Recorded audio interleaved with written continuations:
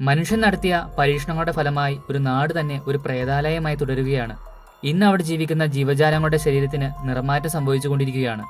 അതെ, പറഞ്ഞു വരുന്നത് 1986 ന്യൂക്ലിയർ പവർ പ്ലാന്റ് എക്സ്പ്ലോഷന്റെ ഭാഗമായി ഉപേക്ഷിക്കപ്പെട്ട ചെർണോബിൽ എന്ന് പറയുന്ന നാടിനെ പറ്റിയാണ്. ഇന്ന് അവിടെ അവശേഷിക്കുന്നതാകട്ടെ 1986 ഉപേക്ഷിക്കപ്പെട്ടു പോയ വളർത്തുമൃഗങ്ങളുടെ പിന്തലമുറയാണ്. ഏകദേശം 700-ലധികം നായ്ക്കൾ ഇന്ന് അവിടെ ഉണ്ടെന്നാണ് കണക്ക്. എന്നാൽ ആ നായ്ക്കളെ കെയർ ചെയ്യുന്നവർ വളരെ അസാധാരണമായ നിറമാറ്റം ഈ നായ്ക്കളിൽ കണ്ടെത്തി. കുറച്ചധികം നായ്ക്കളുടെ രോമത്തിന് നിറം നീലയായി മാറിയിരിക്കുകയാണ്. ഒരാഴ്ച മുമ്പ് സാധാരണ നിറമായിരുന്ന ഇവയ്ക്ക് പെട്ടെന്നുണ്ടായ ഈ നിറമാറ്റം അധികൃതരിൽ ഭീതി ഉളവാക്കി. ചെർണോബിൽ ദുരിതത്തിന് ശേഷം ഏകദേശം 39 വർഷം കഴിഞ്ഞാണ് ഇങ്ങനൊരു അസാധാരണ സംഭവം ഉണ്ടാകുന്നത്. അപ്പോൾ നമ്മൾ വിചാരിക്കും റേഡിയേഷൻ മൂലമുണ്ടാകുന്ന ജനിതക മാറ്റമാകാം ഇതിനു കാരണമെന്ന്. എന്നാൽ അങ്ങനെയല്ല. വർഷങ്ങളോളം റേഡിയേഷനെയും പ്രതികൂല സാഹചര്യങ്ങളെയും അതിജീവിക്കാനുള്ള കഴിവ് ഇവയിൽ കണ്ടെത്തിയിരുന്നു. മറ്റൊരു പക്ഷേ ഇതൊരു കെമിക്കൽ മലിനീകരണത്തിന്റെ സൂചനയാവാം.